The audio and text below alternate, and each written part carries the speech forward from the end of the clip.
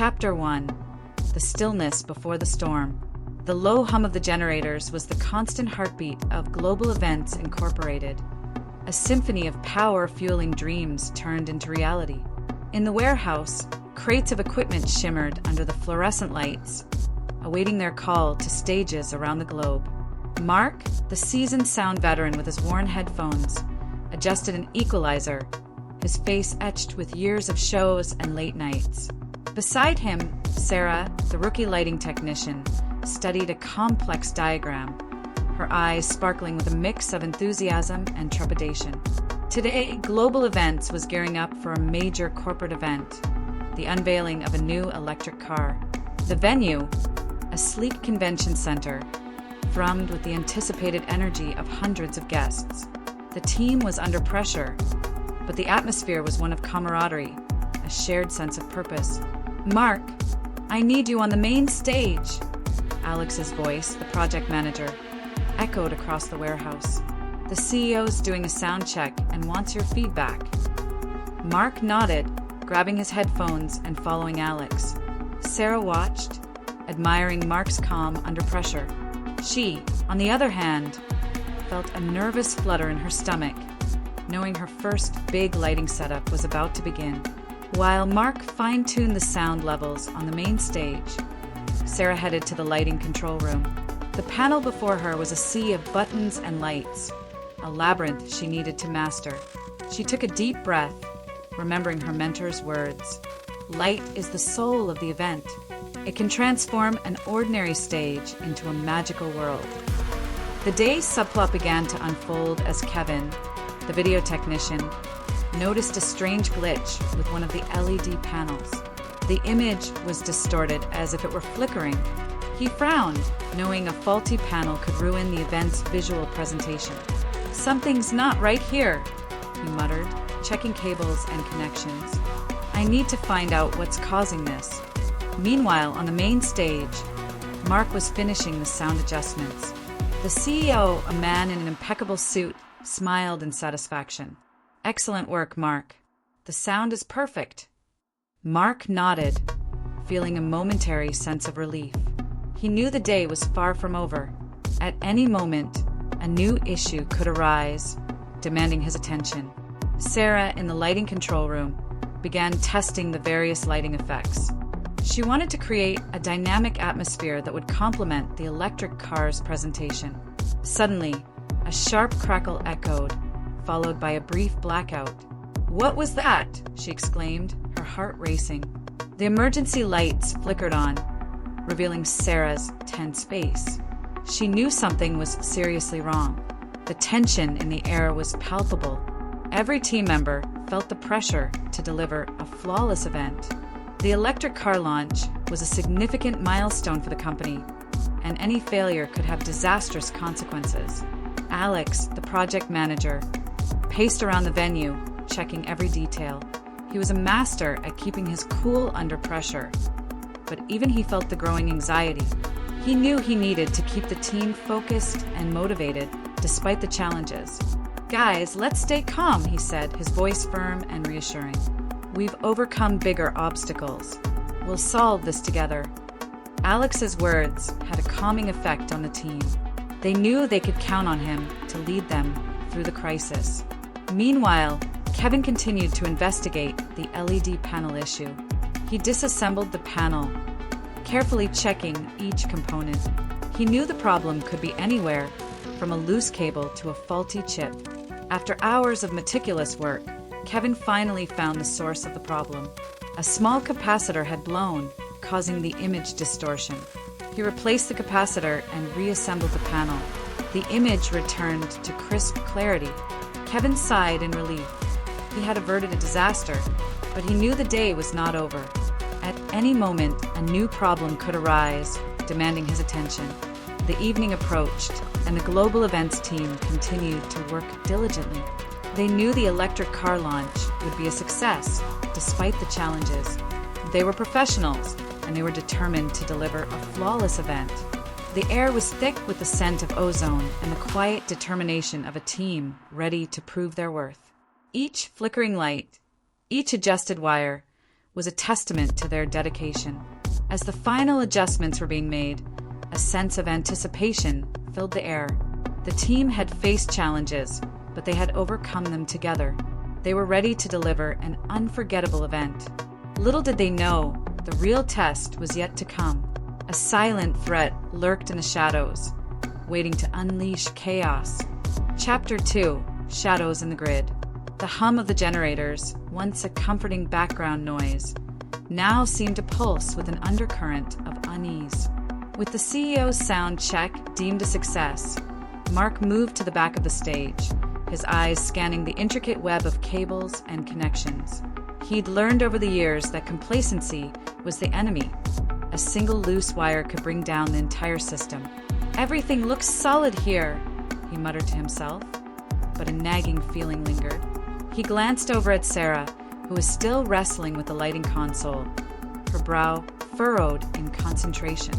He could see the strain in her posture, the way her shoulders were hunched, and he remembered his own early days, the overwhelming pressure of making sure everything was perfect. Meanwhile, Kevin was back at his video station, his attention glued to the monitor displaying the LED panels. The glitch he'd fixed earlier had left him on edge, and he was determined to keep a close eye on the system. He noticed a faint flicker in one of the panels, a subtle anomaly that most people wouldn't even register. But Kevin's eyes were trained to spot these minute details, and he knew something was still amiss. "This isn't good," he muttered, his fingers flying across the keyboard as he pulled up diagnostic data. The readings were erratic, fluctuating in a way that didn't make sense. He tried running a system reboot, but the flicker persisted. Back in the lighting control room, Sarah was finally starting to get a handle on the console. She'd managed to create a few basic lighting sequences, and the stage was bathed in a soft, ambient glow. But as she began to experiment with more complex effects, she noticed a strange lag in the system's response. The lights weren't reacting as quickly as they should, and there was a noticeable delay between her commands and the actual changes on stage. "What's going on?" she wondered aloud, her frustration mounting. She checked all the connections, and everything seemed to be in order. She tried restarting the console, but the lag remained. Suddenly, the lights flickered again, more violently this time, and a burning smell filled the air. Sarah's heart pounded in her chest as she frantically searched for the source of the problem. She spotted a wisp of smoke curling out from behind the console and quickly hit the emergency power cutoff. The lights went out, plunging the control room into darkness. "Alex!" she yelled, her voice echoing through the empty space. "We have a problem." Alex, who had been overseeing the final preparations on the stage, rushed to the control room, his face etched with concern. "What happened?" he asked, his voice sharp. "I don't know," Sarah replied, her voice trembling. "There was a short, and now the whole system seems to be down." Alex grabbed a flashlight and began inspecting the console. He could see the scorch marks on the back panel, a clear sign of a power surge. He knew this was more than just a minor glitch. It was a serious electrical issue.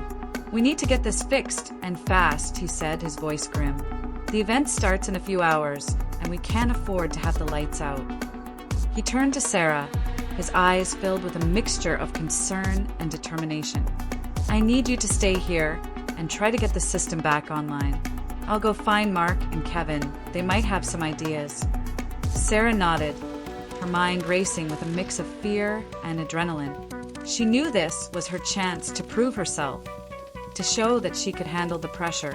But the stakes were high, and she couldn't shake the feeling that something was terribly wrong. As Alex left the control room, Sarah took a deep breath and began to assess the damage. She knew she had to stay calm and focused, but the weight of the situation was pressing down on her. She couldn't help but wonder if this was just the beginning of a much bigger problem. Chapter 3: Flickering Realities. The darkness in the lighting control room was heavy, a stark contrast to the vibrant preparations just hours before.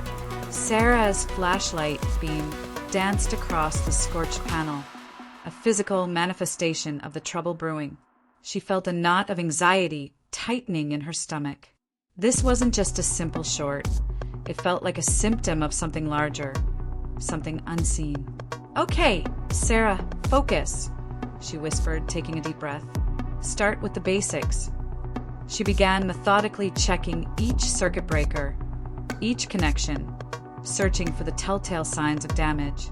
The air was thick with the acrid smell of burnt wires, a constant reminder of the potential catastrophe. As she worked, her mind raced, replaying the events of the day, searching for any clue, any detail that might explain the sudden malfunction.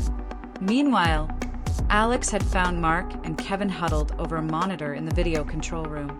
Their faces were grim, illuminated by the flickering screen. "We've got a problem in the lighting control room," Alex announced, his voice urgent. "A short, and the whole system's down." Mark and Kevin exchanged a look of concern. They knew that a lighting failure could have a domino effect, potentially disrupting the entire event. "We've been seeing some strange anomalies in the video feed," Kevin said, pointing to the monitor.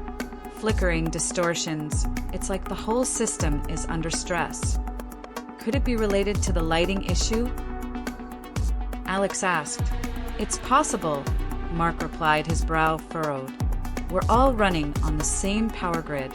If there's a problem with the main supply, it could affect everything."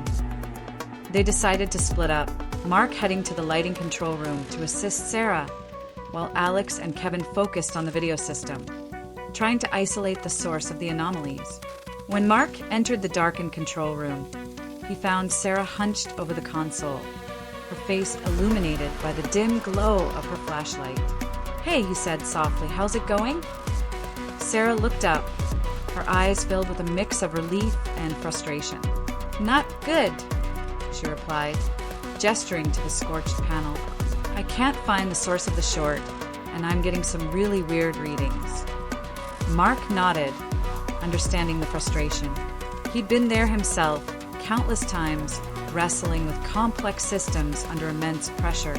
"Let's take a look," he said, pulling up a chair beside her. "Two heads are better than one."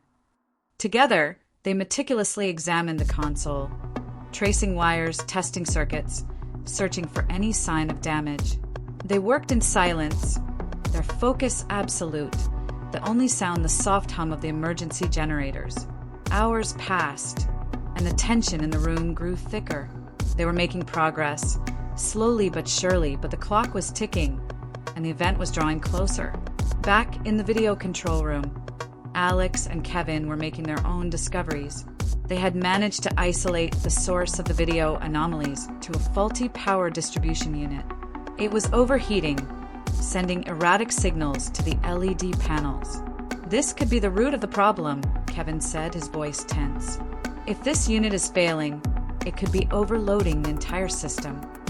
They decided to replace the unit, but it was a delicate operation, requiring precise coordination and a steady hand. One wrong move could send a surge of power through the system, potentially causing even more damage. As they worked, the weight of the situation pressed down on them. They knew that the success of the event, the reputation of global events, rested on their ability to solve these problems, and they knew that time was running out. Chapter 4: The Tangled Web. The air in the video control room crackled with tension. Alex and Kevin worked with a focused intensity, their movements precise and deliberate. The faulty power distribution unit lay open before them, its intricate circuitry exposed like the delicate workings of a mechanical heart. They knew that replacing it was a gamble, a calculated risk that could either solve their problems or plunge them further into chaos. "Ready?" Kevin asked, his voice low and steady. Alex nodded, his eyes fixed on the monitor displaying the LED panels. "Ready," he replied, his finger hovering over the power switch. With a deep breath, Kevin carefully inserted the new unit, his hand steady despite the adrenaline coursing through his veins. Alex flipped the switch, and the room was filled with a soft hum as the system came back online. They watched the monitor intently, their eyes scanning the LED panels for any sign of distortion or flicker. For a moment, everything seemed normal, the images crisp and clear. But then a subtle tremor ran through the panels, a ripple of instability that sent a chill down their spines.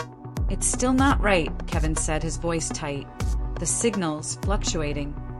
"Maybe it's the wiring," Alex suggested, his eyes scanning the network of cables snaking across the floor. There could be a loose connection somewhere. They began tracing the cables, checking each connection point, searching for any sign of damage or wear. It was a tedious process, but they knew they couldn't afford to overlook any detail. Meanwhile, in the lighting control room, Mark and Sarah were making slow but steady progress. They had managed to isolate the source of the short to a faulty relay switch, but they were still struggling to understand why the system was experiencing such erratic behavior. "It's like something's overloading the circuits," Mark said, his brow furrowed. "But I can't find any evidence of a power surge." "Maybe it's not a surge," Sarah suggested, her eyes fixed on the schematic diagram. "Maybe it's a gradual buildup of resistance, like a slow burn." Mark nodded, considering her theory. "That would explain the lag we're seeing," he said. "The system's struggling to keep up with the demand." They decided to test her theory by running a series of diagnostic tests, simulating different load levels to see how the system responded. As they increased the load, the lag became more pronounced, and the lights began to flicker more frequently. "You're right," Mark said, his voice filled with a mix of admiration and concern. "There's definitely a buildup of resistance somewhere." They began tracing the circuits, searching for the source of the resistance. It was a painstaking process, requiring them to examine every component, every connection, every wire. As they worked, they felt a growing sense of unease. The problems they were facing were not isolated incidents. They were interconnected, part of a larger, more complex issue. It was as if the entire system was under attack, a silent, insidious assault that was slowly but surely bringing it to its knees. The weight of the situation pressed down on them. They knew that the success of the event, the reputation of global events, rested on their ability to unravel this tangled web of problems. And they knew that time was running out. Chapter 5: Whispers in the Wires.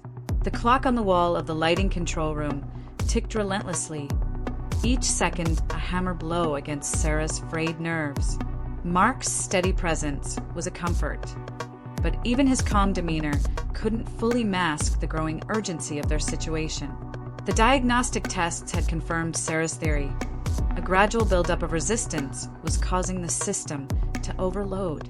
But pinpointing the exact location of the problem was proving to be a Herculean task. "It's like chasing a ghost," Mark muttered, his forehead creased with concentration. "The resistance is fluctuating, moving through the circuits like a phantom." Sarah nodded, her eyes scanning the complex network of wires and relays. "Maybe it's not a single point of failure," she suggested. "Maybe it's a network issue, a problem with the way the circuits are interconnected." They decided to shift their focus, examining the system's architecture, searching for any flaws in its design. They traced the flow of electricity, mapping the intricate pathways, looking for any inconsistencies or bottlenecks. Meanwhile, in the video control room, Alex and Kevin were facing their own set of challenges.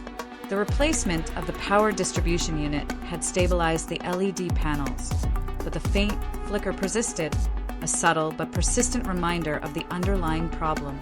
"We've checked every connection, every cable," Kevin said, his voice laced with frustration. "I'm starting to think it's not a hardware issue. Maybe it's a software glitch, a problem with the signal processing." They decided to run a series of software diagnostics, analyzing the video feed for any anomalies. The results were inconclusive, revealing no obvious errors or inconsistencies. "This is getting ridiculous," Alex said, his voice tight with frustration. "We've tried everything, and we're still no closer to solving this." He glanced at his watch, his eyes widening.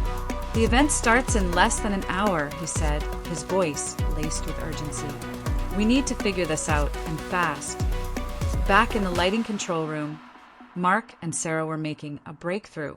They had discovered a subtle flaw in the system's grounding, a slight imbalance that was causing the resistance to build up over time. "This could be it," Mark said, his voice filled with excitement. "If we can correct the grounding, it should stabilize the circuits." They began working feverishly, reconfiguring the grounding system, making precise adjustments to the wiring. It was a delicate operation, requiring meticulous attention to detail. As they worked, they could feel the tension in the room easing, replaced by a growing sense of hope. They were finally making progress, finally closing in on the solution. But just as they were about to finish, the lights flickered violently, plunging the room into darkness. A loud crackling sound echoed through the space, followed by a puff of smoke. "What was that?" Sarah exclaimed, her voice filled with panic. "I don't know," Mark replied, his voice grim, "but I have a feeling things just got a whole lot worse."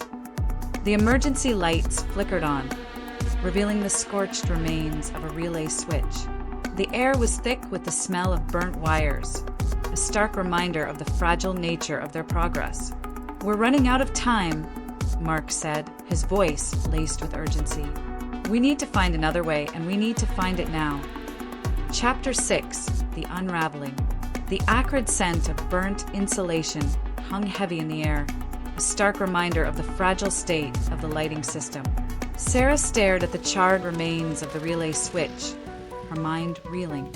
"We were so close," she whispered, her voice laced with disbelief. Mark placed a reassuring hand on her shoulder. "We'll find another way," he said, his voice firm. "We always do." But the weight of their predicament was undeniable. Time was slipping away, and the event was about to begin. They had to find a solution, and they had to find it now. "Maybe we can bypass the relay switch," Sarah suggested, her mind racing. "We could reroute the circuits, create a temporary workaround." Mark nodded, his eyes lighting up. "It's risky," he said, "but it might be our only option." They began working feverishly, tracing the circuits, planning their makeshift bypass. It was a delicate operation, requiring precise coordination and a steady hand. One wrong move could send a surge of power through the system, potentially causing a catastrophic failure. Meanwhile, in the video control room, Alex and Kevin were facing their own crisis. The faint flicker in the LED panels had escalated into a full-blown distortion, the images on the screen blurring and pixelating. "We're losing the signal," Kevin said, his voice tight with panic. "I don't know how much longer we can keep this running." Alex stared at the monitor, his mind racing. They had to find a way to stabilize the signal, to restore the clarity of the images, but they were running out of options. "Maybe we can switch to a backup feed," Alex suggested, his voice laced with desperation. "We have a redundant system in place, just in case something like this happens." They switched to the backup feed, but the results were the same. The images were still distorted, the signal still unstable. "It's no use," Kevin said, his voice filled with despair. "The problem's not the feed, it's the system itself." They were trapped, caught in a downward spiral, their efforts to fix the system only making things worse. The event was about to begin, and they were on the verge of a complete and utter failure. Back in the lighting control room, Mark and Sarah had finished their makeshift bypass. They took a deep breath, their fingers hovering over the power switch. "Ready?" Mark asked, his voice low. Sarah nodded, her heart pounding in her chest. "Ready," she replied, her voice barely a whisper. Mark flipped the switch, and the room was bathed in a soft, warm glow. The lights were working, the bypass holding, but they knew it was a temporary fix, a fragile solution that could collapse at any moment. Suddenly, a loud buzzing sound filled the room, followed by a series of sharp crackles. The lights flickered violently, then went out, plunging the room into darkness. "No," Sarah cried out, her voice filled with despair. The emergency lights flickered on, revealing the charred remains of their makeshift bypass. The air was thick with the smell of burnt wires, a testament to their failed attempt. "We're out of options," Mark said, his voice laced with resignation. We've tried everything and we've failed. They stared at the blackened console, their hopes and dreams reduced to ashes. The event was about to begin, and they had nothing to offer, no solution, no hope. Just then, a voice echoed through the room, a voice filled with urgency. "We have a problem on the main stage," the voice said. "The CEO is about to start his presentation, and the video feed is completely down." It was Alex, his voice strained and desperate. He was calling for help, reaching out to them in their moment of despair. Mark and Sarah exchanged a look, their eyes filled with a mix of fear and determination. They had failed to fix the lighting system, but they weren't going to let the video system fail as well. "We're coming," Mark said, his voice firm. "We'll do whatever we can." They left the lighting control room, their footsteps echoing through the empty corridors.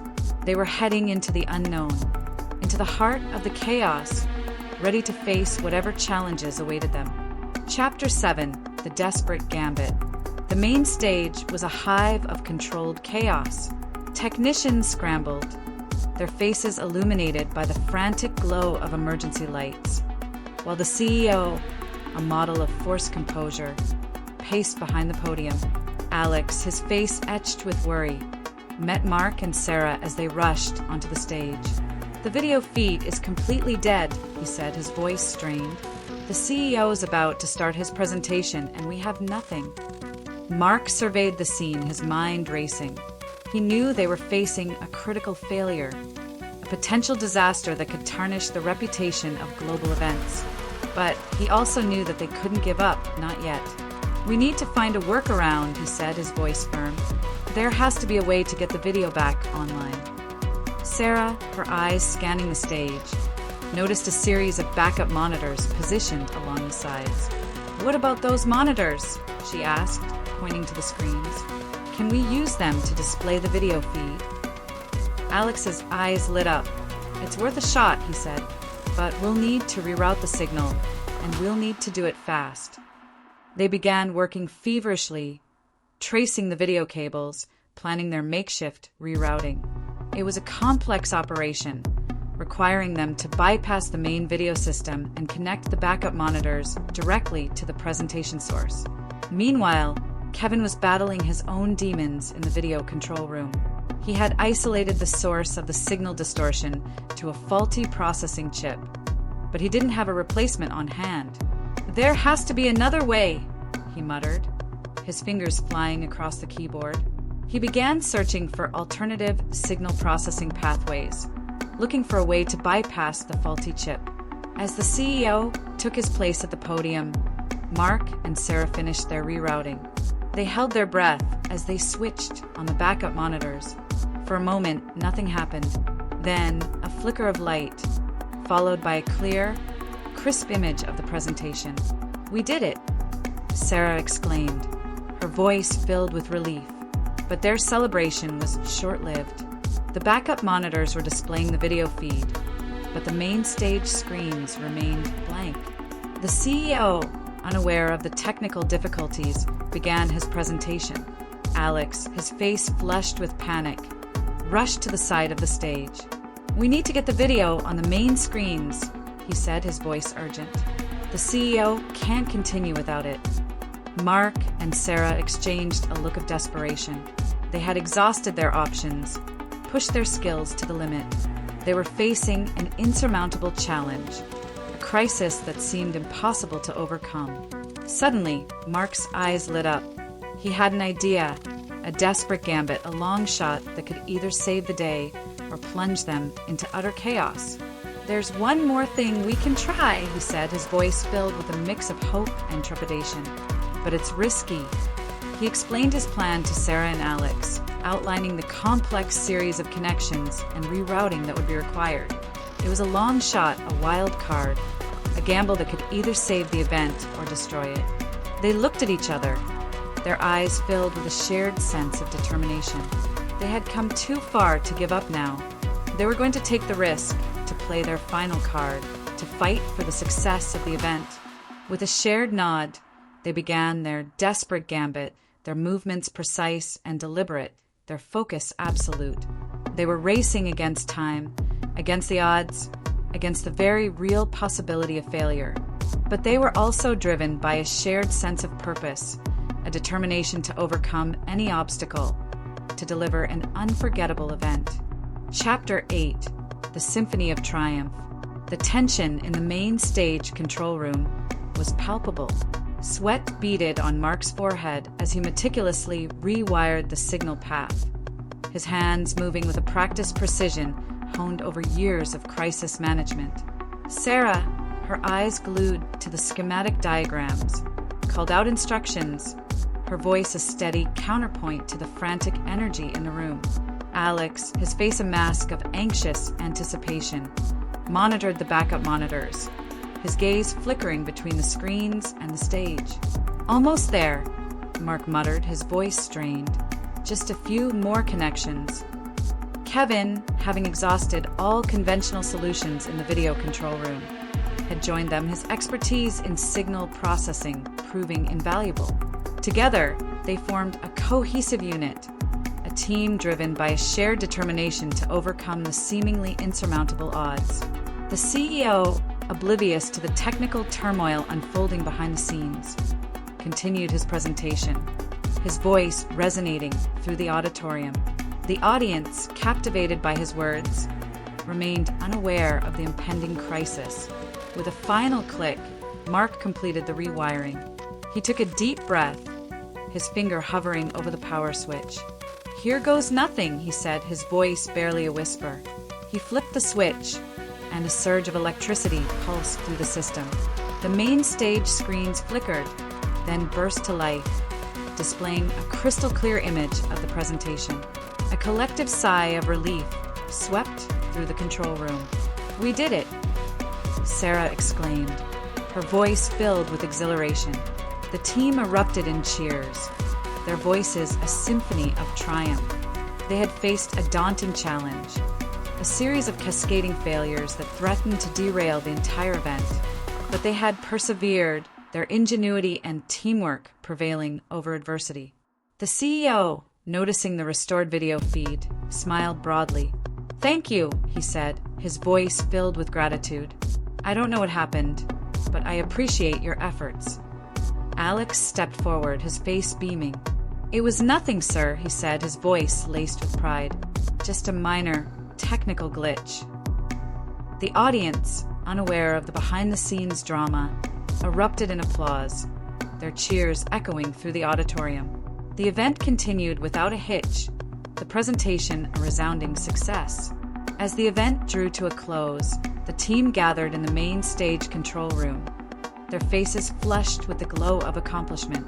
They had faced a crisis, a near catastrophe, but they had emerged victorious, their bond strengthened by the shared experience. "We make a pretty good team," Mark said, his voice filled with warmth. Sarah nodded, her eyes sparkling. "The best," she replied. Kevin raised his hand, his face breaking into a wide grin. "To the best team in the world," he said, his voice filled with camaraderie. They clinked their water bottles together, their laughter echoing through the room. They had faced the storm, weathered the chaos, and emerged stronger, their teamwork and resilience a testament to the power of human connection.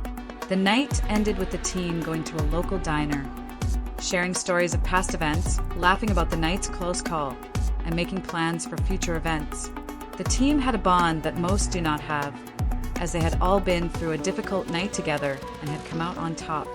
They all knew that with their combined skills and their ability to work as a team, that they could handle anything that came their way.